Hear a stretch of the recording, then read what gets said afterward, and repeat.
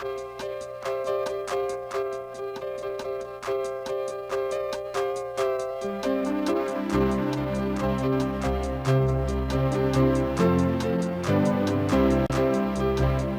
we're honored to have a guest with us who's just finished a run in a very good-sized run in a show that was extended several times off Broadway. The show was Dracula. Our guest for the evening is Arnie Burton, who played, I don't know, was it 12, 16, 25? How many characters did he play in that play? In Dracula? In Dracula. Well, only a couple, but he did play, he played 100 in... 39 Steps. 39 Steps. Yes. He played several in Dracula, and we're going to show you two of them. Has anyone ever told you that you have beautiful veins? Why, no, they haven't. They usually just comment on my thick fingers or extra tooth. How long have these bite marks been visible? Bite marks? Yes, where her carotid artery and her jugular intersect. Did someone say insect? No! Where is my father? I'll be damned, the carriage has gone. Peculiar butler you have. He's also a patient. All right, we are wasting precious time here. Where is Dr. Von Helsing? I am here. No, you're not. I sent for Dr. Jean Von Helsing, as in Jean Valjean. No, you sent for Dr. Jean Van Helsing, as in Jean Valjean. Arnie Burton, welcome to Two on the Aisle. You do so many roles in a play, and I read about actors and they're preparing for this one role and they're trying to get into this character. You have played as many as 100 characters. Yeah. How do you get into the right frame of mind? Well, you know, I don't know. It's something, you know, I have to say I feel very lucky because there came a point in my career where they wanted to do these big cast plays, but of course they couldn't afford the actors. So they started like hiring people that could do a bunch of parts, you know, and play a bunch of parts and be very malleable and be able to do that. And I grew up, you know, on the Carol Burnett show and, you know, worshiping at that shrine. So it's like I could just always do that. So it's like there just came a time where I became, and other character actors and actresses like me that could do that suddenly started working because they wanted to do all these plays that had, you know, 40 characters in it, but they couldn't afford to pay them. So, you know, they hire a schmo like me to come in and do a bunch of faces and different voices. They don't pay you by character, they only pay you. No, I wish. Do you think you should I wish. gather around your character actors and this character contracts? should get more than that, yeah. I think I read that your influences growing up were Carol Burnett and horror movies. And horror movies, yeah. Which I think she would love hearing that. Yeah. Well, I grew up in the first part of my life as a very, very shy kid, strange kid in Idaho. Very shy, didn't really have any friends. So I fell in love with horror films, which a lot of kids did, especially when I grew up, like in the 60s, 70s. And we were called monster kids. Because there's something about monsters that speak to like Frankenstein or Dracula because they're all outsiders. And I definitely felt like an outsider. So monster movies really spoke to me in a way. And then the Carol Burnett show spoke to me in a way because it looked like a group of friends, which I really wanted and I didn't have, and it looked like they were having so much fun. And so I wanted that. You know, so the monster movies kind of spoke to my loneliness, I guess, as a kid, and then the Carol Burnett show spoke to like something I aspired to, you know. And had it been now, you'd have a group, a monster group somewhere online, and you'd have your friends. Oh, yeah. Oh, I have so many friends now that are monster kids like myself, and we geek out over, especially the old horror films, yeah. It sounds like 39 Steps, where I think you played 100 roles, would have been exactly the perfect combination. It was the perfect melding. I always say that.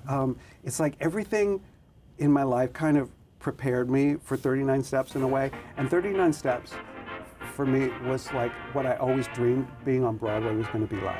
There was humor, there was I'm a bit of an Anglophile too, so it's like I loved the British sensibility of it, the music hall sensibility, the Carol Burnett references. You know, I referenced Harvey Korman so often in that show because I had so many characters. So I go, God, what would Harvey Korman do here? And I would do that. You know, and then just the whole mystery horror aspect of Hitchcock mixed in that. I was in heaven.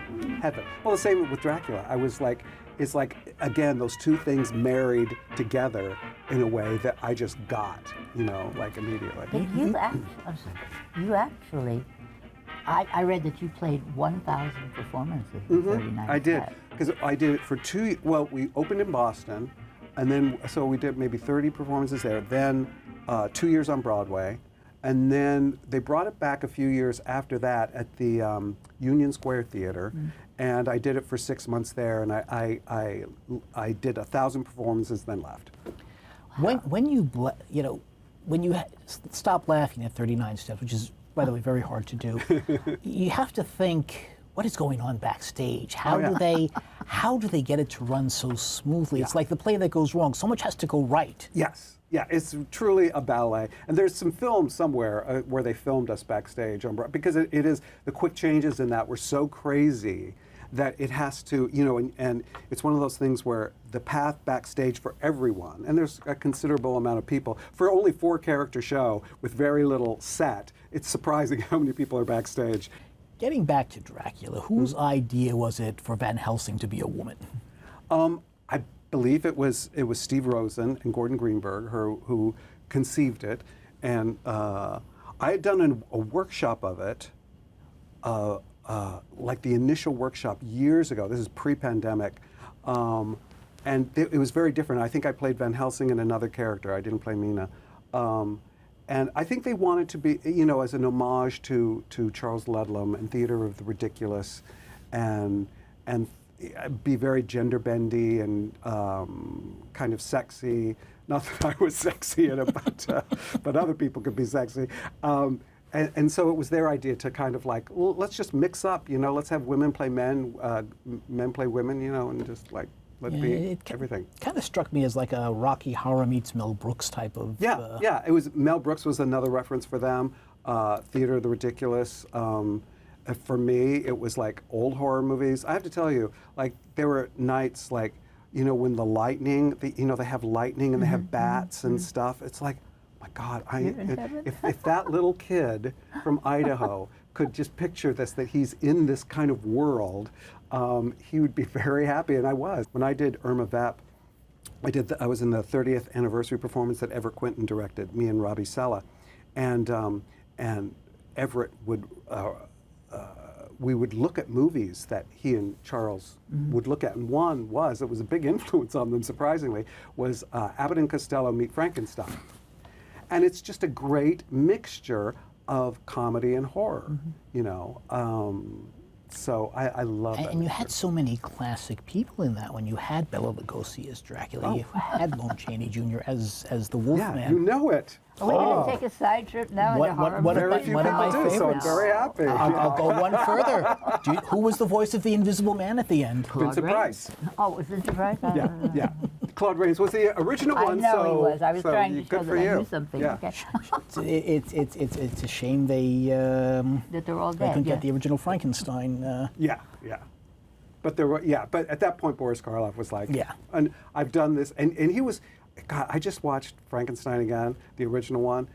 It's such an amazing performance with so much depth in it. Such subtlety. That got lost in the especially in the 40s when they started doing all these sequels. It's like there was no interest for him in it because it was the pathos of the monster was gone. Right. You know? But the interesting thing is they kind of recaptured that to a small extent, I think, with Hoban and Costello, ironically. Yeah, they did. That was actually one of the best ones of the many May I sequels. draw us back to the theater, please? From you two monster kids. Did you ever see any of Charles Ludlam's stuff? Did you ever go to the Theater of the Ridiculous? No, I didn't. When you got to New York? I kind of missed it, although I was always fat because I had always read about it when I was at the University right of down Arizona. in Sheridan Square. You know? Yeah, and because I moved to New York in the 80s, and I think, and Your they were bio still says going 79, on. but okay. Okay, you beat me. so I didn't get to see anything, but I've always been super fascinated. And then I did follow a lot of Charles Busch, what Charles Busch was doing, well. which was an extension of that. And so when they asked me to do the Irma Vep with Everett, I thought like, oh my God, this is my chance to be a part of that lineage, you know, and learn from the people that were there. And Everett, I have to say, dear Everett, who we lost a couple years ago, he taught me so much. And at that, you know, I was in my 50s or so. I can't remember how old I was when I did. But it's like, what else do I have to learn? A lot. He taught me so much. He had such a, not just of camp, but he had such a, encyclopedia. Of just history. He knew Restoration comedies. He knew Jacobean plays, and he referenced it. And he taught me a really valuable lesson about comedy. Because at one point we were in rehearsal, me and Robbie Sella, and we were a bit like winking at it. We were like commenting a little too much, and we thought we were funny. And in a way, maybe we were funny, but not in the way that he and Charles had done. And he told us, he took us aside and said, you guys have got to stop winking at the audience and knowing you're funny. You've got to play it deadly seriously. And he said, it has to be like a telenovela. You watch those and you see how serious they take them. And that's what camp is. When you take something so serious, it becomes ridiculous. And that was such a lesson for me, because and from that moment on in rehearsal, that's exactly what we did. And of course, we found other great comic things when you take something so seriously, especially something that is patently ridiculous, and you take that seriously, it becomes hysterical, you know? So, are you now the repository of all of this information? Oh, God. Will you now pass it on to someone else? I think I know something about that, and I'm grateful for Everett, and I'm grateful for Charles, and watching Charles. I would say Charles is the master. Charles Busch. Okay. Charles Busch is truly the master of all that. So, but I enjoy my little part of it. And what's next for you? Well, what is next? I've been working on this musical that is going to happen next year. We're actually going to do an evening at Joe's Pub on June 27th, I believe. It's this new musical called The Gorgeous Nothings. And I'm telling you right now, it's such an extraordinary piece. This man, Travis Russ, wrote it. And by writing, it's a true story of in the 1930s and 20s, gay men were rounded up and they were put in prison on Roosevelt Island. Used to have a prison. It was called Welfare Island, and it was a big prison there. And there had a ward where they put all the gay men. It was called the fag ward. And these men were kind of kept apart from the rest of the prisoners. And at this time, Mayor LaGuardia also wanted a bunch of researchers to go in and see if they could cure the men for being gay. And these men were arrested, and they had like 20-year sentences for cruising. I mean, it was really crazy. But the amazing thing is, every year at Christmas, they would do a Christmas show for the rest of the prisoners and the prison staff, and it was called the Fag Follies. And they would be in drag or what else, but then they do the music of the day, which our musical has. It's like all, you know, Cole Porter, all these great songs, but with a camp sensibility. It's very funny, it's hugely moving, very theatrical. I think it's going to be really remarkable. So we're doing a concert version at Joe's Pub at the end of the month. That's exciting. You think it'll be at the public, or are you planning to do it? I don't know whether if it'll just start commercially or if it'll start at a not-for-profit, but it'll be in 2025. We'll do the full production. Arnie Burton, thank you very much. Thank you guys. so much It's been a pleasure.